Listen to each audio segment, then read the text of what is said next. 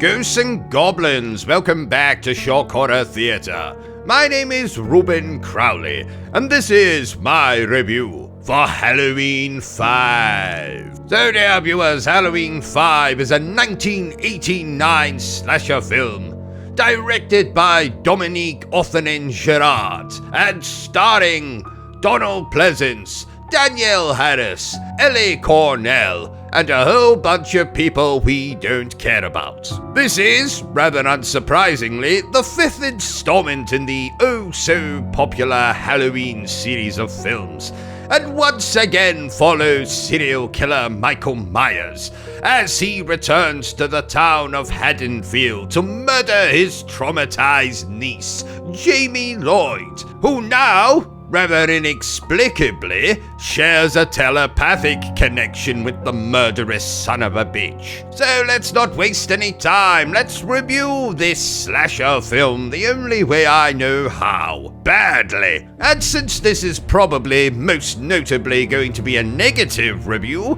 let me start off by telling you what I actually like about this film. Once again, the performances of Donald Pleasance and Danielle Harris as Dr. Loomis and Jamie Lloyd respectively, I don't know. Anyway, their performances are excellent. Having attacked her mother at the end of the previous film, Jamie Lloyd is now plagued with visions and hallucinations. She's going through trauma. And I think Danielle Harris does a very respectful job with what she's given here. And Donald Pleasance, well, I just adore that man. He visits me in the night sometimes to read me bedtime stories. True story. And in fact, if both of those actors were not in this film, it would be oh so much worse than it actually is. I also don't mind the telepathic connection subplot that we've got here. Yes, it's a little bit over the top. Yes, it's a little bit silly. But rather like Friday the 13th, Part 7, which also tried to do something a little bit different with its main protagonist, I commend Halloween 5 for that. But just for that, we're going to talk about what it introduced that I didn't like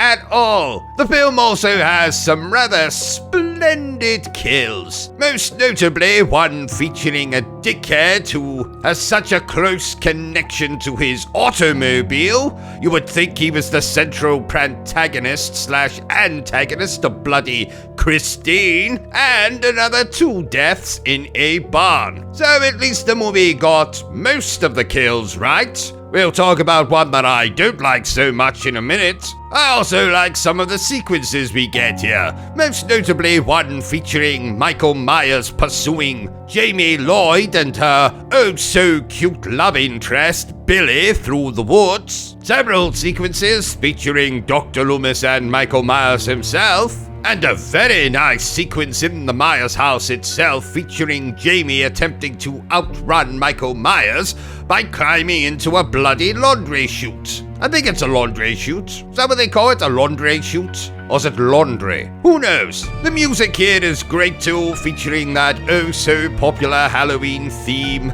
as well as some of the other themes that have been reworked by this movie's composer, Alan Howarth, based on the original soundtrack by the oh-so-talented bastard John Carpenter. But I think I've been nice to this film for long enough, so let's quickly get into what I don't enjoy so much about Halloween 5. Now, this movie is considered to be the second part in the quote-unquote Curse of Thorn trilogy, starting with Halloween 4 and ending with Halloween 6, The Curse of Michael Myers.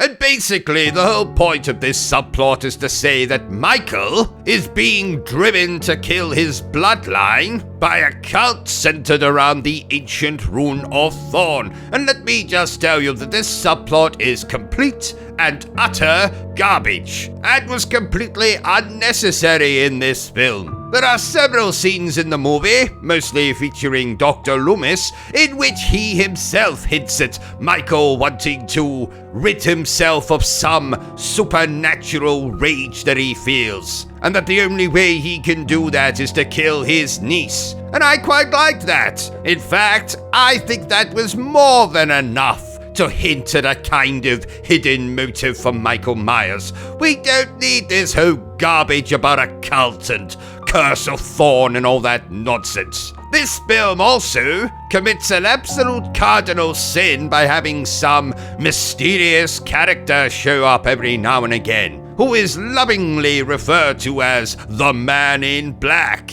And I can't imagine how confused you would have been in 1989, sitting down to watch this movie without having the benefit of Halloween 6. It makes no sense. Not only that, but this bastard Man in Black character completely ruins this film's climax, which is probably the worst ending to a Halloween film I have ever seen. We get this ridiculous situation in which Dr. Loomis traps Michael Myers, shoots him with a tranquilizer gun. Why the hell does he shoot him with a tranquilizer gun? Dr. Loomis is trying to kill Michael, not restrain him. Then we see this absolutely pathetic scene of Michael having been arrested, sitting there playing with his chains. Then this bastard Man in Black character breaks into the police station with a semi-automatic weapon, somehow guns everyone down, and then lets Michael escape. Yes, we do get a very creepy shot of Jamie Lloyd going into the police station, seeing all the chaos in front of her, and it leaves the film on a quite chilling note, but this ending sucks, and it's all because of that goddamn subplot they were trying to implement. Man in Black, Cult of Thorn, nonsense. In fact, just by giving this a more typical Halloween climax, where the protagonists think they have vanquished the evil, I think this would have been already a much better film. Here's my idea. Do the film the same. Have Loomis lure Michael to the Myers house. Have the Jamie in the laundry chute sequence. Have a final confrontation with Dr. Loomis and Michael, wherein, yes, maybe Dr. Loomis does lose it and take off a wooden plank thing off the window and start beating Michael up. Then have Michael grab Dr. Loomis just as he's about to kill him. Have, I don't know, Sheriff Mika turn up and maybe shoot Michael, making him release his grip on Loomis. Loomis tells Mika to get Jamie out of the house. Have Michael and Dr. Loomis struggle. Maybe there's a gas lamp. Maybe it smashes and the whole place goes up in flames. Have it look like Dr. Loomis is about to be killed.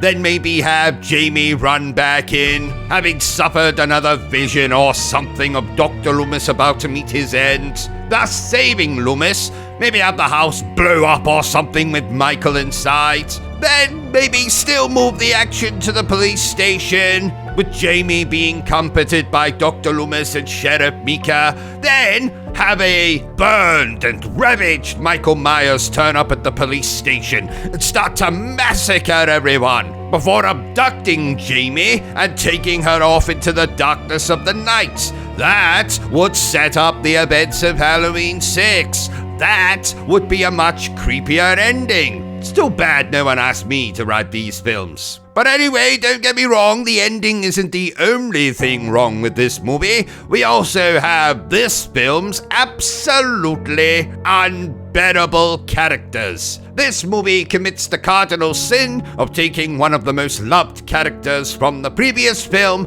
and killing them off very quickly into the film. In this movie's case, that would be the character of Rachel, Jamie's adopted sister. No, sorry, she wouldn't be adopted because Jamie's adopted. Jamie's half-sister. No, she wouldn't be her half-sister either because that insinuates that either her mother or father is blood-related. Anyway, Jamie's sister. So they kill her off in this movie and then essentially replace her with the worst character in the Halloween franchise, Tina. If you know, you know. Another way they could have improved this film is by simply not killing Rachel off, having Rachel be the main adult protagonist beside Dr. Loomis. By all means, kill her off later in the film, like they do with Tina. Just don't make us suffer through Tina and her absolutely unbearable friends for the duration of this movie's runtime. So if they just got rid of the bloody Cult of Thorn subplot, eliminate the Man in Black completely, do my ending, have better characters, or at least have the same friends, but have Rachel being the main teenage protagonist, I think this would have been a much better film. But sadly, they didn't do that. And sadly, that means that Halloween 5, The Revenge of Michael Myers, is the absolute worst Halloween film. Yes, even worse than the Rob Zombie ones. I think. I'll have to think about that. So there you have it, ghouls and goblins. Another review by yours truly. If you enjoyed this little review of mine, don't forget to give me a thumbs up. If you haven't enjoyed it, well then feel free to give me a thumbs down. And I'll leave you on the best line of dialogue from Halloween 5, delivered excellently by Donald Pleasance himself. I prayed that he would burn in hell, but in my heart I knew that hell would not have him.